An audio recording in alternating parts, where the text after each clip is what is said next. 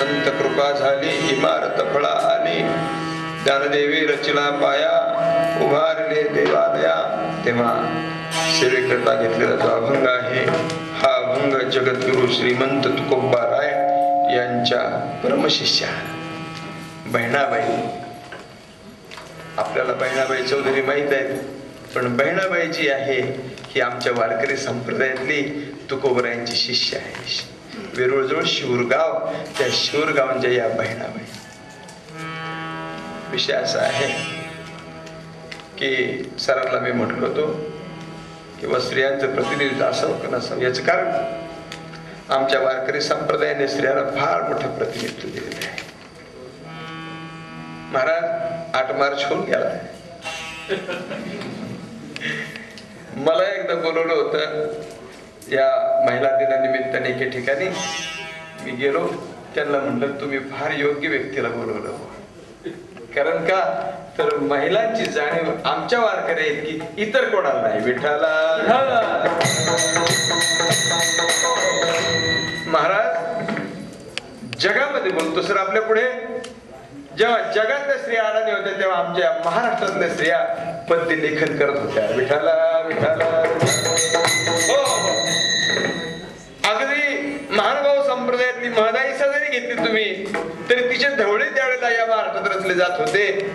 मुक्ताई सारखीनी चांगदेवा सारख्याला कोरा राहिला गे माये असा रिमार्क मारावा सामान्य गोष्ट नाही. तेव्हा मुद्दाम हा अभंग निवडलाय मी. तरी सुद्धा काही लोक बहिणाबाईचा अभंग घेत नाहीत, तरी सुद्धा स्त्रियांना दाबून टाकायचं काम करतात, पण तसं नाही करायचं आपल्याला. तेव्हा मुद्दा म्हणून हा अभंग निवडलाय. या एका अभंगामध्ये बहिणाबाईने संपूर्ण वार आमच्या सरांनी आयोजित केलेला आहे. महाराज ही गोष्ट सामान्य नाही, सामान्य नाही. लोकसाहित्य संमेलन म्हणजे लोकांपर्यंत ते ज्ञान नेणं हे तर माऊलीचं काम होतं. माऊलीने 750 वर्षापूर्वी केले. हे त्यावेळेचं आंदोलन आहे, ते सुरू केलेलं आहे. त्या चळवळीमधलं हे काम आहे. तेव्हा तात्पर्य अर्थ आपला असं सांगायचा की बाबा हे माऊलीने ज्या माझा मराठीचा बोलू कौतुके परी अमृता ते पैजा जिंके ऐसी अक्षरे रसिके मिळवीन असं म्हणत माऊलींनी गीतेवर भाष्य मराठीत केलं. सोपी गोष्ट नाही. 750 वर्षापूर्वी गीतेवर भाष्य करणारे सगळे संस्कृतज्ञ होते आणि संस्कृतात भाष्य केलं तर ते मान्य होत होतं, नाही तर नाही. आणि त्यावेळेला ही क्रांती केलेली असो. तात्पर्य अर्थ आपला सांगायचा हे जे आपण जे लोकसाहित्य संमेलन आयोजित केलं, सहजासहजी सरांचा माझा जुना परिचय आहे. परिचय असा की मी त्यांचा विद्यार्थीच आहे. हा त्यांच्या पिरियडला येऊन बसायचो. एक्सटर्नल शिकण्याची हौस अजूनही आहे. अतृप्त मला म्हटलं तुम्ही तसं अतृप्त आहे, वाटतच राहत शिकतच राहावं शिकत राहावं अजून आपण आहे. महाराजांनी मग फार छान सांगितलं की आपल्याला ज्ञान झाल्यानंतर गर्व झाला नाही पाहिजे. अजून थोडं त्या न्यूटनला एक जणांनी विचारलं होतं. त्या न्यूटनने सांगितलं होतं तुम्हाला ज्ञान झालं म्हणजे काय झालं, तुम्हाला ज्ञान झालं म्हणजे काय झालं. तर तुम्हाला ज्ञान झालं म्हणजे तुम्हाला अज्ञान किती हे कळालं.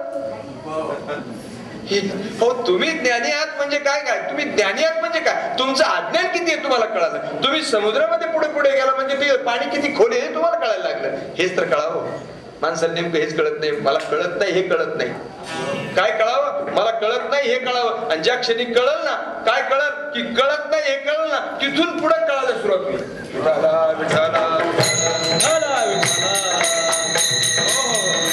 तेव्हा सरांच्या पुढे आम्ही येऊन बसवतो. त्यांच्या पिरियडला समीक्षा अतिशय अवघड.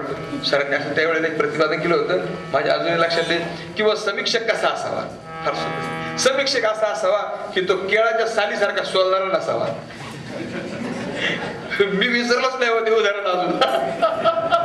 ते दोष दाखवायचे पण ते दोष असे मातेच्या हृदयाने दाखवायचे. म्हणून आमच्याकडे मातृसंहित उपदेश, पितृसंहित उपदेश, कांता संहित उपदेश असे उपदेशाचे 3 प्रकार आहेत. वेदाचा जो उपदेश आहे तो पितृसंहित उपदेश आहे. वेद जास्त डिटेल मध्ये घुसत नाही. वेद काय म्हणतो सत्यम वद, काय वद नाही सांगायचं. मी सांगतो ना एष आदेश, हा आदेश आहे. दिस इज ओनली ऑर्डर, तुम्ही फॉलो करायची बस, बाकी काय माहित नाही. धर्मंचर सत्यम वद धर्मंचर मा कलंजय भक्षमा सुराम पिबत, मातृदेव हो पितृदेव हो आचार्य याचं विश्लेषण वेद करत नाही. तो म्हणतो ही माझी ऑर्डर आहे. आईला देव का मानायचं विचारायचं नाही, मान म्हणजे मान. याला पितृसंहित उपदेश म्हणतात. वडिलांचं कसं असतं माहिती का, वडिलांना मुलाला शिकवायला लागले, सांगायला लागले. वडील कसे उपदेश करतात, बाळू शाळेत जा बरं का, नाही शिकला तर माती उचलावं लागेल, शाळेत जा, मी सांगतो म्हणून जा, नाही ते बघ ते पोरग असं रडत नाही, जातच नाही, काय करावं. मग ते आई असते घरामध्ये, ती म्हणते अहो तुम्हाला नाही समजत, बघा प्रत्येकाची बायको हेच म्हणते याला आमच्या शास्त्रामध्ये वेदांतामध्ये स्वाश्रया स्वविषया म्हणतात. त्याचाच आश्रय त्याला झाकून टाकायचं. हा माया कशी स्वाश्रय आणि स्वविषय आहे, अघटित घटना पटली माया तिचंही प्रतिनिधित्व करत असते. तुम्ही बघ, आणि खरंच आहे, घरात तुम्ही इकडे बाहेर किती मोठे विद्वान असता, तुम्ही घरात आडाणीच असता. अहो तुम्हाला नाही समजत, मग मला नाही समजत तर तू समजून सांग. मी सांगते, बाळू इकडे, बाळू बोलून घ्या, बाळू डॉक्टर व्हायचं तुला, हो डॉक्टर होणार, काही कळत नसते डॉक्टर बिक्टर काय व्हायचं, डिस्टिल वॉटर टोचून इंजेक्शन देणार नुसते असं नाही बनत ती, पण डॉक्टर होणार ना, हो डॉक्टर व्हायचं. का वकील व्हायचं,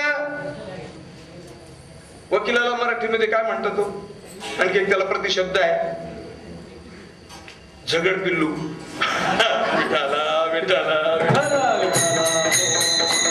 साखरे महाराजांनी सांगितलं होतं त्यांच्या ह्याच्यामध्ये, झगड पिल्लू. मी तरी इतका म्हणजे हसलो वर्गात त्यावेळेला, यार म्हणलं एक खरंच असते. तर वकील व्हायचं तुला, हो वकील व्हायचं. मग आता असं कर, मी तुला चॉकलेट देते, हा कॅडबरीज ते वडील तिकडे, अरे त्याला तू सोकून ठेवशील असे चॉकलेट देऊन त्याला, तुम्हाला नाही समजत, तुम्ही शांत राहा, शाळेत गेला म्हणजे बाजार. खरे मातृसंहित उपदेश याला म्हणतात. पुराणाचा उपदेश मातृसंहित उपदेश आहे. कथा सांगितल्या पुराणाने, रंजकता सांगितली पुराणाने, आणि ते पुराण ऐकताना भागवत ऐकताना जेवढी गोडी येते तेवढी वेदांत ऐकताना येईल का, नाही समजतच नाही. जीव जगत ईश्वर वगैरे असले तर अजातवाद विवर्तवाद चिदुलासवाद हे सगळे वाद घालायला लागले का, मग लोक डोक्यात झालं. कीर्तन काय कळलंच नाही, हा चाल कीर्तन झालं काय सांगितलं कोणी नाही, काय ते लक्षात नाही राहील. सांगायचं तात्पर्य असं आहे, याला मातृसंहित उपदेश आणि कांता संहित उपदेश हा शेवटचा आहे. ज्याला वेद कळत नाही, ज्याला वेदांत कळत नाही, तो पुराण नक्की ऐकतो, त्याला पुराणाचं कळतं. पण असे काही महाभाग आहेत की वेदही नाही, पुराणही नाही, कशाचंच नाही, असेच ना काही काही. हा कुणी पाहिला देव, कशाचा देव काय, मग ते लगेच अंधश्रद्धा वगैरे असं सगळं त्याच्या नावाखाली दडपायला पाहतात. आणि असं नाही येते महाराज. पण तिथे येतो तो कांता संहित उपदेश. वडिलाचं ऐकायचं नाही, आईचं ऐकायचं नाही, बायकोचं ऐकायचं कुणीच राहत नाही. दृष्टांत सांगतो, एक राजा होता, त्याच्या दरबारात खूप मोठे मंत्री वगैरे सगळे होते, आणि त्या राजाने एक असा वेगळाच हुकूम काढला. तो म्हणे जो बायकोचा गुलाम नाही, त्याने पहिले सांगितलं की उद्या येताना प्रत्येकाने उभीत यायचं, आपल्या आपल्या पत्नीला घेऊन यायचं दरबारामध्ये. सगळे मंत्री, त्याला मोठा सत्कार असेल काहीतरी, हा ही लोक सत्काराला फार म्हणजे अगदी आवर्जून सत्कार असेल म्हणून तिथे आले, सगळे आले. आणि मग त्या राजाने सांगितलं, आता म्हणजे तुम्ही आले का बरोबर, हो सगळे बरोबर. आता एक माझा प्रश्न असा आहे की याच्यामध्ये जो कोणी बायकोचा गुलाम नाही त्याने वर हात करावा. प्रत्येकाने आपापलं बघितलं का, हात वर गेला खाली आला तुम्हाला सांग, हा वरती केलाच नाही कुठला, पण एकाने मात्र वर हात केला. असा एकाने वर हात केला. राजा म्हटलं निदान माझ्या राज्यात एक कोयला निघाला तसा. तर राजाने विचारलं का हो तुम्ही ऐकत नाही का, नाही तीच मला म्हणली वर हात करा.